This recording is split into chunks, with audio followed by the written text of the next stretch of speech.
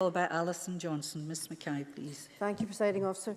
I'd like to thank Alex Rowley for bringing this important and very necessary debate to the Chamber. Presiding Officer, the words universal credit are misleading and cruel. They give the illusion of something for everyone, but the reality is anything but.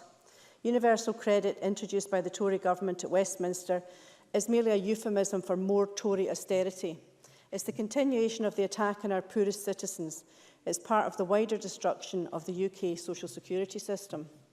The same attack on the welfare state that's been called a human catastrophe for disabled people by the UN. Let me remind the Chamber what has happened in this attack so far. The Tories have cut £30 a week from disability benefit employment support allowance, hitting those unable to work. They've implemented the hated two-child tax credit limit, which takes money from low-income mothers and fathers who desperately need it. They've removed the family element of working tax credits, again hitting low-income parents hard. And young people aged 18 to 21 have been locked out of housing benefit. That's just some of the measures taken. Presiding Officer, universal credit has got off to a terrible start, and it's to be radically extended this autumn. This extension must be delayed. As a former board member of Eastern Bartonshire Citizens Advice Bureau, I was all too aware of the fears of the Bureau staff before the implementation of this system. These hard-working staff are in the front line and could foresee the misery it would cause to so many people already struggling to make ends meet every day. Sadly, their fears have been realised.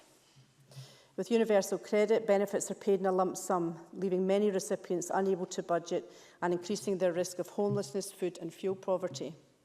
Eastern Bartonshire is one of the 5 bureaux piloting the so-called full-service universal credit.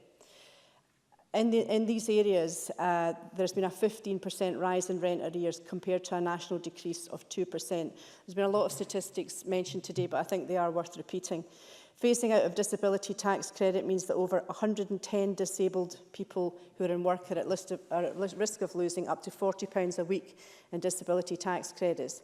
An 87% increase in crisis grant issues compared to a national increase of 9%. Just think about that. 2 of the Bureau have seen a 40% and 70% increase in food bank advice compared to a national increase of 3%.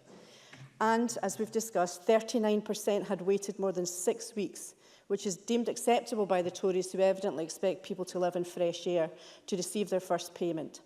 The fact that this application can only be made online makes the process even more shambolic. Disabled people are the group in society that are least likely to have internet access. It's estimated that 35% of disabled people don't have access to the internet, compared to over 90% of the non-disabled population. Put simply, people are sinking further into deprivation thanks to a rollout riddled with error, and the rollout must be paused until key problems are addressed. No organisation would go ahead with a scheme that has failed so badly in a trial, but as ever, the Tories will plough on with their disastrous policy regardless of the human cost. Presiding Officer, universal credit is emblematic of the bitter and cruel treatment of people under this UK Tory government. Thankfully, the Scottish Government's approach to shaping our own social security system could not be more different, even with the limited powers we are receiving. In the name of humanity, will the Tories admit that this system is a disaster and stop the rollout? To err is human, but to compound a mistake is simply madness. Thank you.